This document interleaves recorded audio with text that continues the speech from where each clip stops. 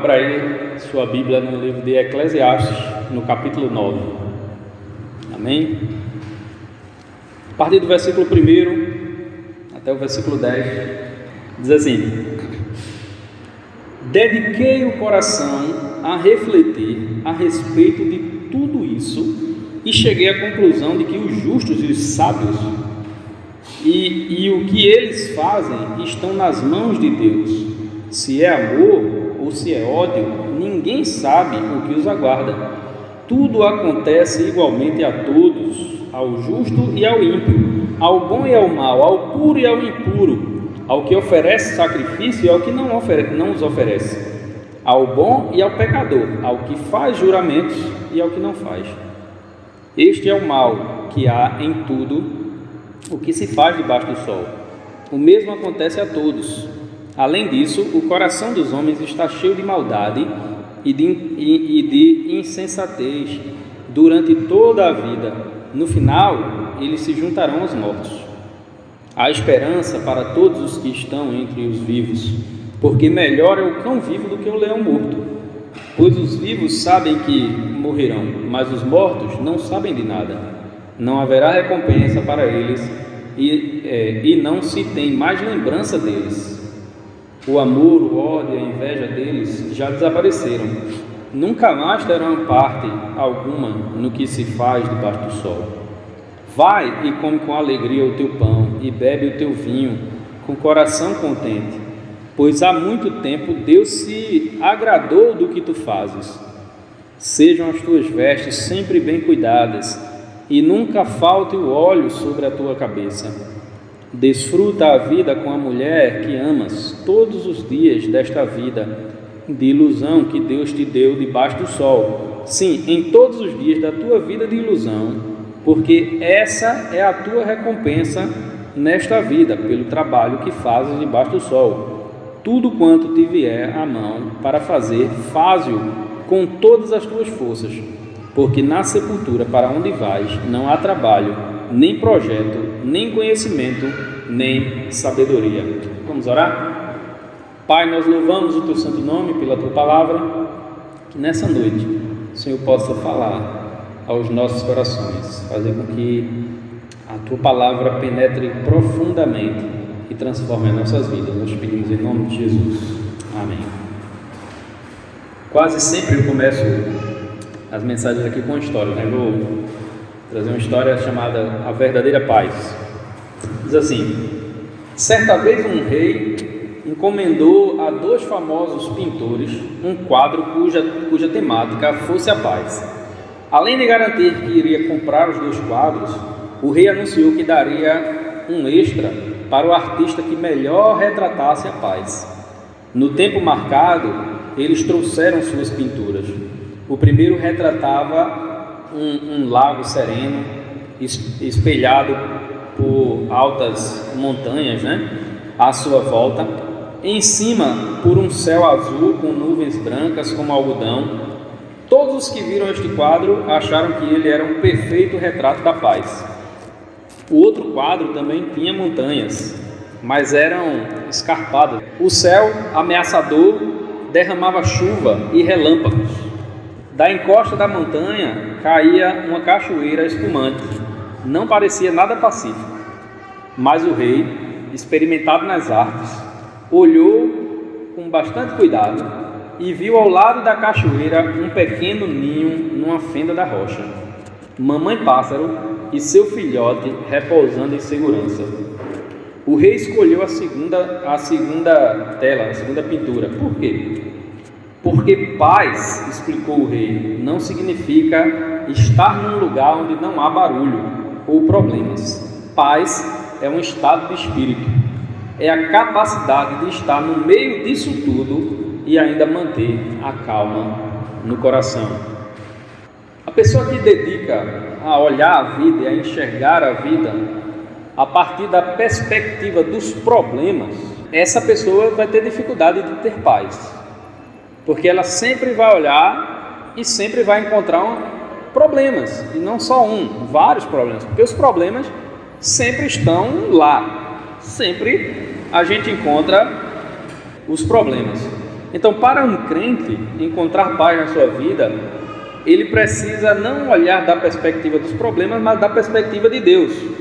Sempre passaremos por problemas e até mesmo por injustiças.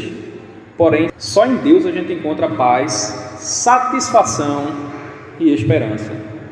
Então, a vida, ela não é justa. E ela não vai ser justa. Por que ela não é justa? Porque nós vivemos num mundo caído. Lá no Éden, quando Deus criou e colocou o homem e a mulher, o primeiro casal ali no Éden, tudo era perfeito. O mundo era perfeito. Mas a partir do momento que o pecado entrou no mundo, o mundo deixou de ser perfeito. O mundo agora é caído. O mundo é pecador. As pessoas são pecadoras. E então os problemas sempre vão existir. Se a gente olhar, focar nos problemas, a gente vai achar. Mas se a nossa perspectiva for a perspectiva de Deus, a gente vai não encontrar somente paz, a gente vai encontrar paz, a gente vai encontrar satisfação e a gente vai encontrar esperança. O rei Salomão, autor do livro de Eclesiastes, passou por muitas situações em sua vida. Ele era filho de Batseba, que era a mulher da qual Davi roubou de Urias, né?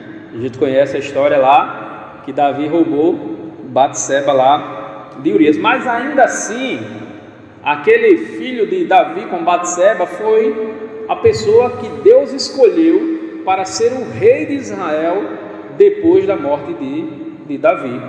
Então Deus escolheu Salomão. Então Salomão começou o seu reinado muito tranquilo. Ele começou o seu reinado construindo o templo, que é considerado, se não me falha a memória, uma das 7 maravilhas do mundo antigo, o templo de Salomão. É belíssimo para o Senhor, dedicado para o Senhor, para que qualquer israelense que tivesse em qualquer lugar do mundo e ele se lembrasse do Senhor, ele se voltasse em direção àquele templo e orasse ao Senhor. Inclusive teve um momento de oração que Deus disse para ele: olha, Salomão, Deus estava tão agradado da vida de Salomão que disse para ele: Salomão, você pode pedir o que você quiser que eu vou fazer. E aí Salomão podia ter pedido riquezas, podia ter pedido terras, podia ter pedido fama, mas o que foi que ele pediu? Ele pediu a Deus sabedoria para cuidar do povo de Deus. E Deus deu essa sabedoria a Salomão. Salomão ficou muito conhecido por sua sabedoria. Mas a sabedoria para conduzir o povo é diferente da sabedoria de ouvir a Deus e colocar os ensinamentos em prática. Então Salomão tropeçou. Por quê? Porque Salomão casou muitas vezes. Ele tinha 300 mulheres e 700 concubinas. Ele tinha um harém, né? Um harém muito grande, porque ele casava negociando as terras. E a partir desses casamentos, ele permitiu que a adoração a deuses estranhos começassem a acontecer no meio de Israel, e Salomão se perdeu. Salomão se perdeu com tudo isso. Aí quando Salomão chega na sua velhice, quando ele chega numa idade já de uma experiência grande, ele começa a olhar para trás e ver que tudo, como eu vou usar a expressão que ele usa muito aqui em Eclesiastes, muita coisa que ele fez não passou de correr atrás do vento. O que é que a gente encontra quando a gente corre atrás de vento? Nada, a gente só vai se cansar e não vai achar nada, porque não tem como a gente pegar o vento, né? Então Salomão, ele entendeu que muita coisa que ele fez na vida foi correr atrás de vento. Então ele volta para os caminhos do Senhor e ele escreve esse livro de Eclesiastes, que parece alguém que está amargurado com a vida, né? Ele começa a perceber que muita coisa que ele fez era errado, mas no final do livro ele vai nos trazer a atenção de que a gente tem que lembrar de Deus. E aí ele diz ao jovem: jovem, lembra-te do Senhor nos dias da tua mocidade, porque vão vir os maus dias, você vai ficar velho, você vai começar a cansar, o vigor que você tinha você não vai ter mais. E o que é que você vai fazer? Lembra-te do Senhor nos dias da tua mocidade. Então, ele escreve esse livro e nos dá excelentes conselhos, conselhos valiosíssimos sobre a vida. Então é por isso que o tema de hoje nós vamos falar sobre conselhos para uma vida satisfeita. E a primeira coisa que nós vemos no texto é que a satisfação na vida depende de reconhecermos que existem coisas que não estão no nosso controle. Nem tudo está no nosso controle. No começo do ano passado, nós fomos surpreendidos com uma tragédia, né? A barragem lá de Brumadinho, que se rompeu e matou ali, acho que cerca de 300 pessoas. E talvez a maioria de nós nunca tenha ouvido falar em Brumadinho, né? Mas a partir dali, a gente ouviu falar muito por conta das questões da barragem, já tinha acontecido numa cidade chamada Mariana e tudo mais. Aí eu fico pensando, tudo bem que houve negligência da empresa, a empresa inclusive está em processo aí e tudo mais. Houve negligência da empresa. Mas a pergunta é, para as pessoas comuns que estavam ali, como é que elas controlam essa situação? Vem um monte de lama descendo com a maior velocidade. A única coisa que você pode fazer, se der tempo, é correr. Não tem o que fazer mais. É uma coisa que foge ao controle. O tempo todo a gente ouve, por exemplo, terremotos. Teve um terremoto há uns anos atrás no Haiti, poderosíssimo, matou mais de 2.000 pessoas. E logo depois teve no Chile, que matou, acho que em torno de 700 pessoas, que foi também muito forte. Aí a gente ouve de furacões, de incêndios, de terremotos, um monte de coisas, que são coisas que a gente não tem controle. Há como controlar uma situação dessa? Então, existem coisas nessa vida que não estão no nosso controle. Vamos ver os 3 primeiros versículos aqui disso. Dediquei o coração a refletir a respeito de tudo isso e cheguei à conclusão de que os justos e os sábios e o que eles fazem estão nas mãos de Deus. Se é amor ou se é ódio, ninguém sabe o que os aguarda. Tudo acontece igualmente a todos, ao justo e ao ímpio, ao bom e ao mau, ao puro e ao impuro, ao que oferece sacrifícios e ao que não os oferece, ao bom e ao pecador, ao que faz juramento e ao que não faz. Veja, todas as coisas estão no controle de Deus. Todas as coisas estão no controle de Deus, mas não no nosso controle. Mas não no nosso controle. Muitas coisas que acontecem na nossa vida estão fora daquilo que a gente pode controlar. Uma das coisas que está fora do nosso controle são as outras pessoas que estão ao nosso redor. Algumas pessoas a gente tenta controlar, né? A gente tem autoridade sobre algumas pessoas, então o filho, a esposa, o marido, às vezes a gente tenta controlar e nem sempre consegue, porque cada pessoa tem sua própria vontade, né? A não ser que você estivesse na Coreia do Norte, que o presidente lá obriga todo mundo a fazer tudo, mas a gente não está na Coreia do Norte. Então, as pessoas que estão ao nosso redor é até difícil de controlar, a gente não tem como controlar. Mas Deus tem o controle de tudo, nós não. Podemos encontrar em nosso caminho tanto amor quanto ódio. E hoje talvez a gente tenha encontrado muito mais ódio do que amor, né? Essa semana aconteceu lá o negócio lá no Carrefour. É incrível como acontece coisa no Carrefour, né? Do senhor que foi morto. E é interessante porque de fato ele começou a briga, mas não havia necessidade de que 2 jovens pegassem um senhor aposentado e desse tanta pancada ao ponto do cara morrer, quando eles podiam ter rendido, né? E prendido o cara, já que ele começou a confusão. Nessa vida o que a gente vai encontrar é ódio. E muitas pessoas, inclusive, que dizem lutar pela paz, luta pela paz usando ódio. A gente não pode conversar sobre política, sobre religião, nem mesmo sobre futebol. Enfim, diversos assuntos. Se você discorda de alguém, não existe posição contrária. Você já passa a ser o inimigo. Então o que a gente mais encontra nessa vida é ódio. Mas você pode ser alguém que não entra nessas confusões. Mas eu fico pensando, imagina essa tragédia aí de Brumadinho, né? Será que pessoas ruins perderam suas casas? Perderam tudo que tinha? Com certeza. Mas eu pergunto, será que pessoas boas também não perderam? Perderam. Porque tem coisas que não estão no nosso controle. Tem coisas que acontecem para pessoas boas e ruins. Às vezes que o sol nasce para todos. O sol que nasce aqui, ele nasce para as pessoas boas e ruins. Quando vem a seca vem para as pessoas boas e ruins que estão naquela região. Quando vem a enchente vem para as pessoas boas e ruins que estão naquela região.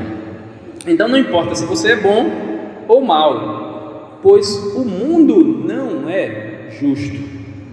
O mundo não é justo e nem vai ser. Sabe quando é que o mundo vai ser justo? O mundo vai ser justo quando Jesus voltar e acabar com esse estado de coisas e iniciar a eternidade. Aí o mundo vai ser justo. Fora isso, o mundo não vai ser justo. O mundo vai continuar sendo injusto. E a gente pode encontrar amor e pode encontrar ódio na nossa frente. Coisas boas e ruins acontecem com qualquer pessoa.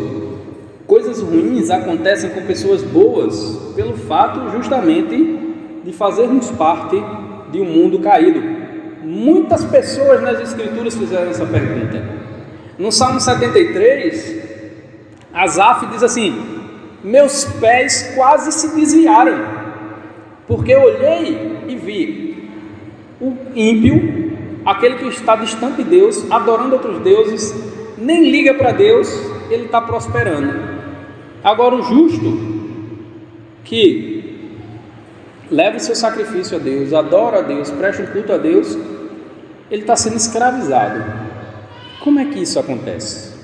Então ele disse: eu quase me desviei, meus pés quase vacilaram.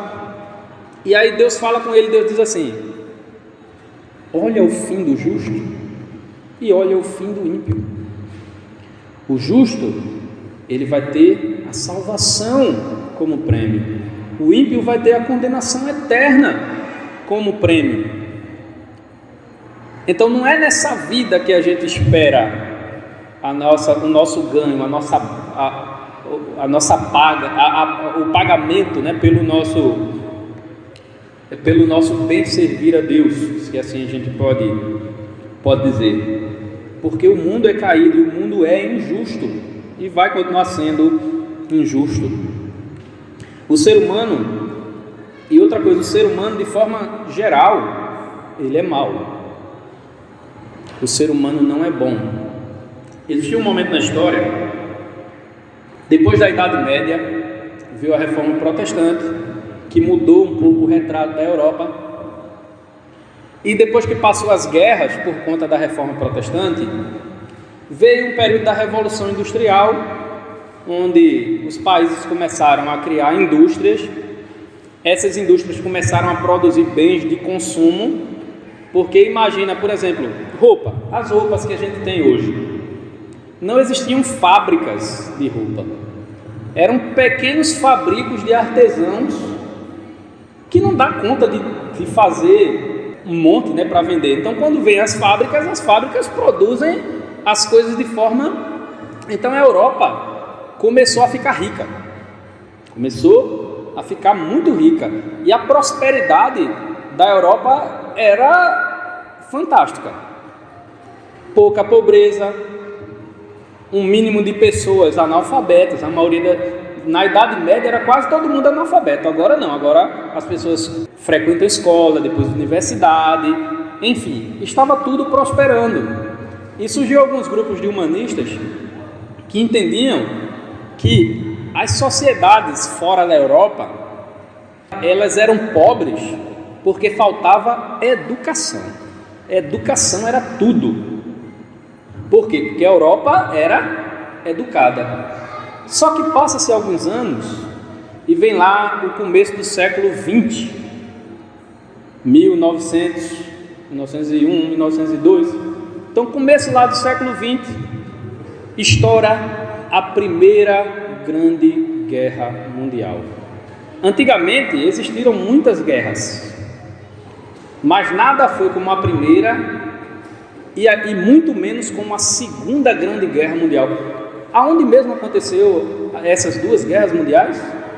Exatamente na Europa, onde o povo era educado. Não foi nas Américas, não foi na África, não foi na Ásia, foi na Europa, onde as pessoas eram educadas. Por quê? Embora a educação seja muito bom, o problema do mundo não é falta de educação. O problema do mundo é que o ser humano é mau. O ser humano é mau, né? Ele diz até aqui no versículo 3: além disso, o coração dos homens está cheio de maldade e de insensatez durante toda a vida. Nós seres humanos, temos o coração inclinado a fazer o mal, e o ser humano consegue ser muito cruel. Aquilo que não podemos controlar, devemos confiar que o Senhor está cuidando por nós, né? Como um grande pastor que cuida das suas ovelhas. O Senhor está cuidando de nós. Então a gente não tem que tentar controlar aquilo que está fora do nosso controle.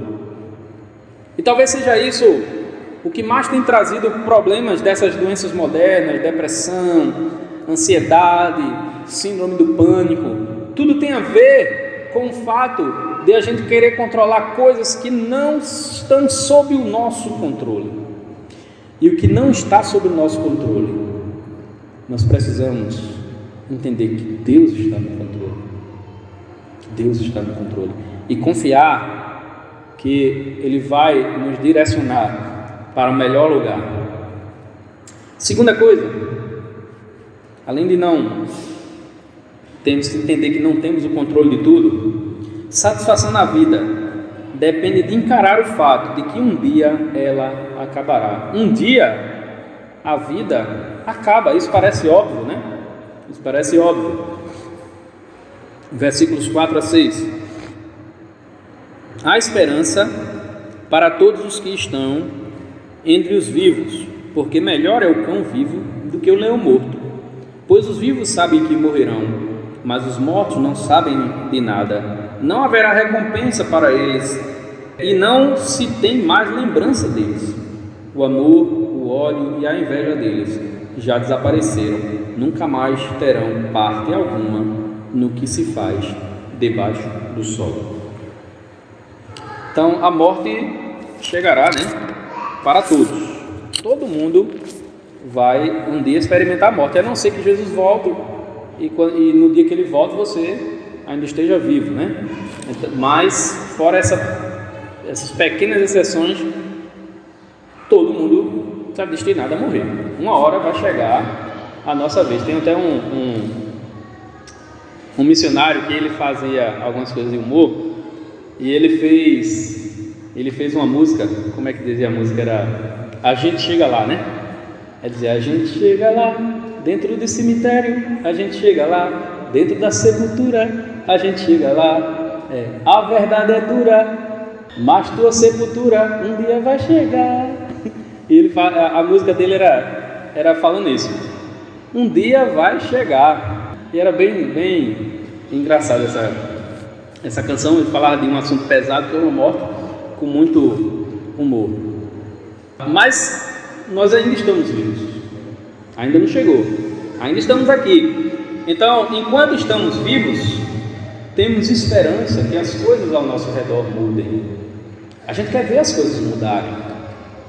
A semana passada, nós fomos votar e nós votamos na expectativa de que quem assuma mude as coisas.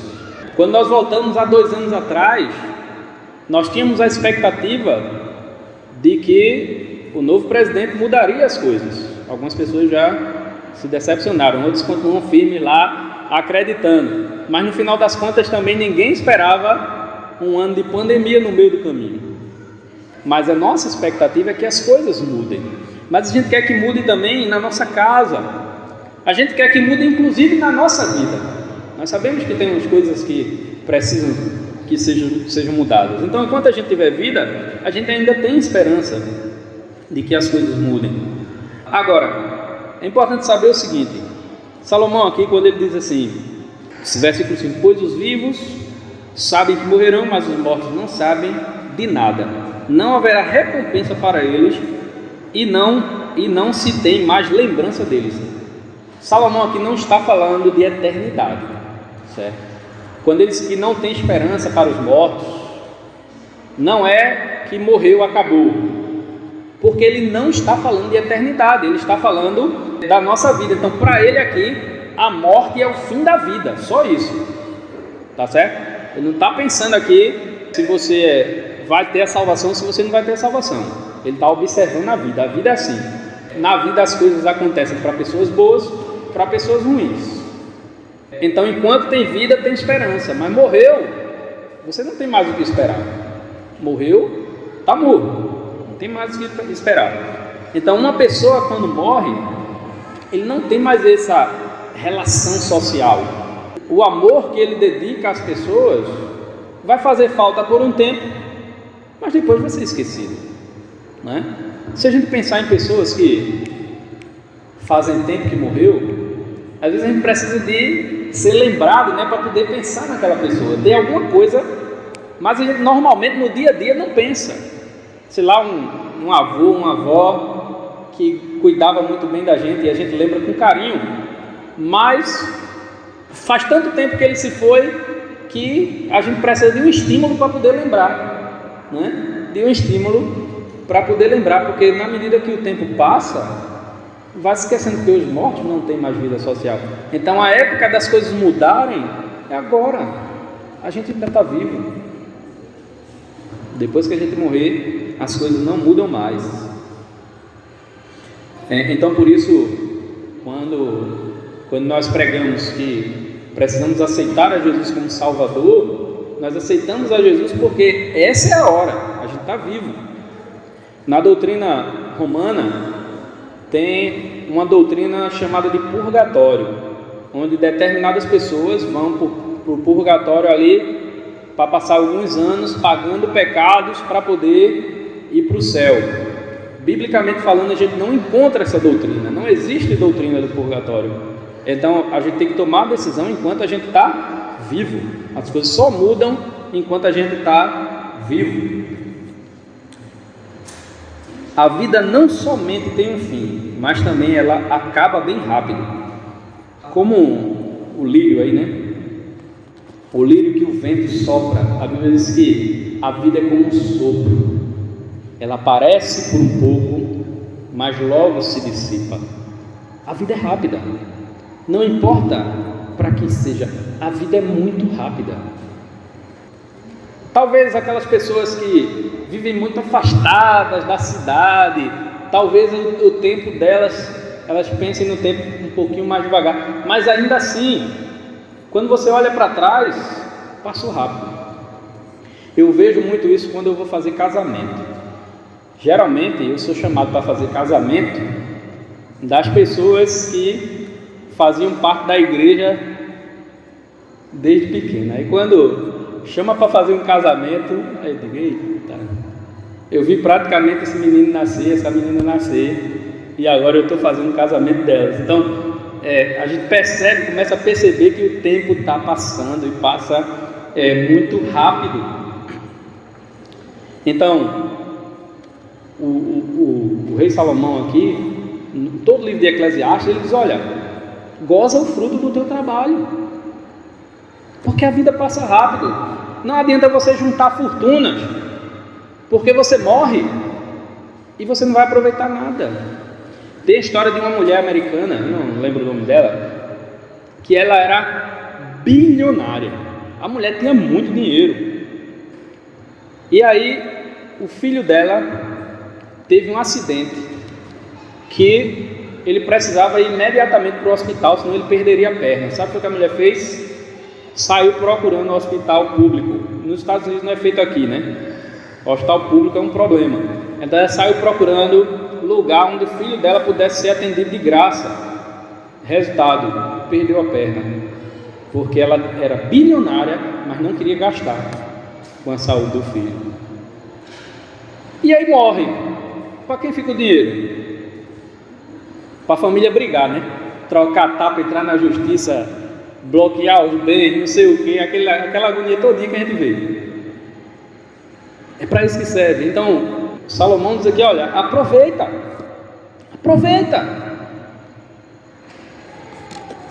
A vida passa rápido.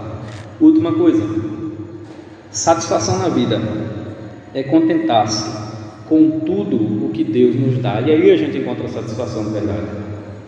John Piper, né, ele é autor do livro Plena Satisfação em Deus.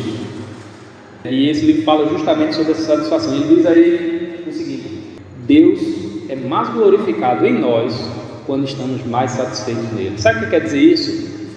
É que a satisfação do crente não é no que ele tem, não é no que ele possui.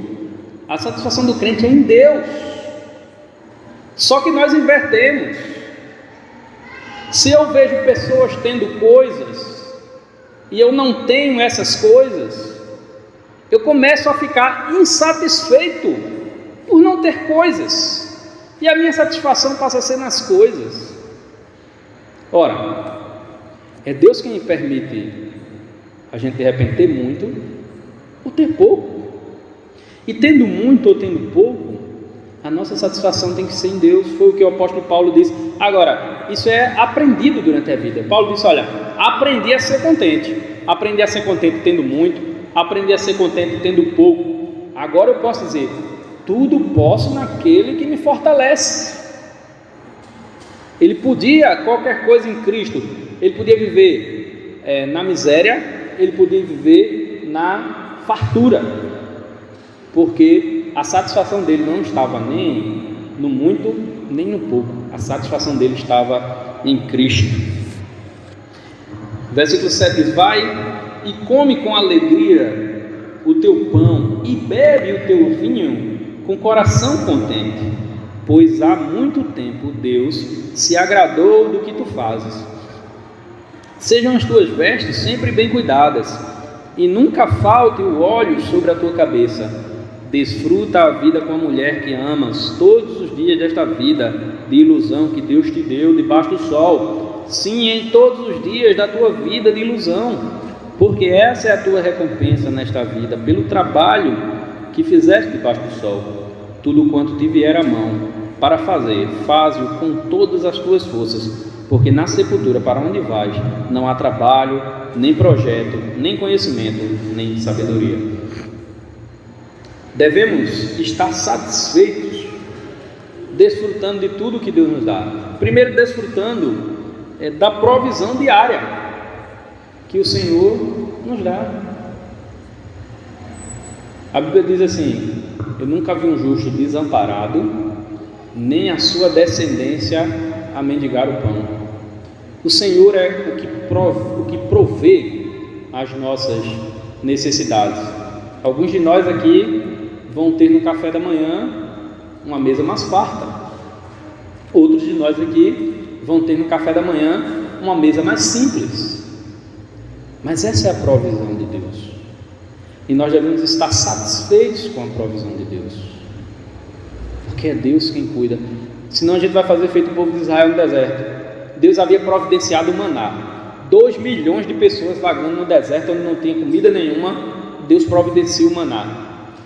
A Bíblia diz que o maná tinha gosto de mel, e que eles faziam alguns pães, bolos, amassavam ali, faziam uma farinha e conseguia produzir esse alimento. Só que o pessoal passou 40 anos no deserto e chegou um momento que eles reclamaram. Eles disseram assim, a nossa alma tem náusea desse pão tão vil. Ele chamou a provisão de Deus de algo ruim, de algo pecaminoso, um pão vil, um pão mau. Aí Deus disse: está certo. Aí mandou para eles uma praga de serpentes venenosas, onde eles eram picados pelas serpentes e muitas pessoas morriam. Imagina, a serpente de deserto não é brincadeira não. E até que Moisés teve que erguer uma serpente no madeiro, onde as pessoas olhavam para aquela serpente e não morriam mais, porque o povo começou a pedir: Moisés, pede lá a Deus por nós, porque a gente não aguenta mais. Porque a provisão de Deus estava vindo e eles estavam reclamando. Mas nós também devemos estar satisfeitos com as vestes que Deus nos provê. Com as vestes. A Bíblia diz assim: olhai para os lírios do campo, né? Nem Salomão em sua glória se vestiu igual. Se o Senhor cuida dos lírios do campo, por que Ele não vai cuidar de vós? Então o Senhor cuida, o Senhor provê para nós. Nós devemos estar satisfeitos também com a família que Deus nos deu, né? O texto diz aqui, desfruta a vida com a mulher que amas todos os dias desta vida de ilusão que Deus te deu debaixo do sol. Se Deus nos deu uma esposa, as esposas, um marido, por que a gente vai achar que vai ter satisfação em outro lugar? Quantas pessoas têm uma aventura fora do casamento e tem um momento ali de prazer, mas que aquele momento de prazer vai se transformar em dias, meses, anos de desconfiança. Qualquer coisinha que você fizer já vai ser lançado na cara por um momentozinho de prazer que você teve. Então nós devemos estar satisfeitos com o que Deus nos deu, e devemos estar satisfeitos com o trabalho que o Senhor providencia para nós, e devemos aproveitar o fruto desse trabalho. Só podemos estar satisfeitos com essas coisas se estivermos satisfeitos em primeiro lugar em Deus. A nossa satisfação deve estar em Deus, porque se eu perder o emprego, eu não perco minha satisfação, porque a minha satisfação não está no emprego. Deus vai me dar outro. Eu fico imaginando, aqui não acontece, aqui na nossa região é mais alta, não acontece não, mas em São Paulo acontece muito aquelas enchentes, né? Você trabalha, pega o ônibus de 4 horas da madrugada, enfrenta aquele trânsito terrível de São Paulo, 3, 4 horas por dia, aí chega no trabalho, tem aquele esforço. São Paulo tudo é muito, no sentido de moradia, o custo de vida é muito alto, muito mais alto do que aqui. Aí você, com esforço, compra a sua casa, compra os seus móveis, bota lá tudinho, aí de repente vem aquela tempestade, e quando você vê, você perdeu todo o seu esforço do seu trabalho, todo o seu esforço. E como a gente viu, isso acontece com bons e com maus. Mas se a sua satisfação está em Cristo, você pode perder tudo. Foi isso que Abacuque disse. Abacuque fez a mesma pergunta que Asaf: mas Senhor, eu sei que o povo de Israel peca, mas como é que o Senhor vai trazer a Babilônia, que é um povo ímpio, todo troncho, muito mau, e o Senhor vai permitir que esse povo mau acabe com Israel? Foi essa a pergunta dele. E Deus vai dizer, vai mostrar a mesma coisa: o povo precisa ser disciplinado, mas no final das contas os ímpios vão ter um fim terrível. E aí, como é que Asaf termina, como é que Abacuque termina o seu livro? Ele termina: olha, pode não ter chuva, pode não ter fruto no campo, os animais podem morrer, pode vir o povo e levar a nossa terra, não importa. No final das contas, eu vou continuar louvando ao Senhor. Por quê? Porque Ele coloca a satisfação dele agora em Cristo. A satisfação dele está em Cristo. Uma vida de insatisfação ofende ao Senhor, que nos dá tudo o que precisamos para viver nesse mundo passageiro. Tudo. Como crentes, não podemos ter uma vida de insatisfação, mas uma vida de satisfação. Mas não é nas coisas, não é dependendo da situação, porque vai sempre ter problema, vai sempre existir problema. Se você olha para o problema, você não vai ter paz, não vai ter satisfação, e vai estar comprometida até a sua esperança. Mas se a gente coloca a nossa satisfação em Deus, a minha principal satisfação é poder servir a Deus, que enviou seu Filho para morrer por mim, porque esse mundo, rapidinho ele vai passar, a eternidade é o que nos aguarda. Amém? Deus possa nos abençoar e nos ajudar a ter satisfação. Amém, meus irmãos? Vamos orar? Feche os olhos, baixe a cabeça nesse momento. Pai, nós louvamos o Teu santo nome, porque Tua palavra é poderosa em nossas vidas, nos mostra que qualquer satisfação nesse mundo, ela é passageira, ela é arriscada, porque vai se acabar em algum momento. Mas quando a nossa satisfação é no Senhor, não importa a tormenta, seremos como aquele pássaro com seu filhote na cachoeira, ameaçado pela chuva, mas que estava lá em paz. Que o Senhor possa trazer essa paz ao nosso coração, que o Senhor possa nos fazer satisfeitos única e exclusivamente no Senhor. Derrama a Tua graça, abençoa a Tua igreja, sei com a nossa semana que possamos ter uma semana em Tua presença. Nós pedimos em nome santo de Jesus.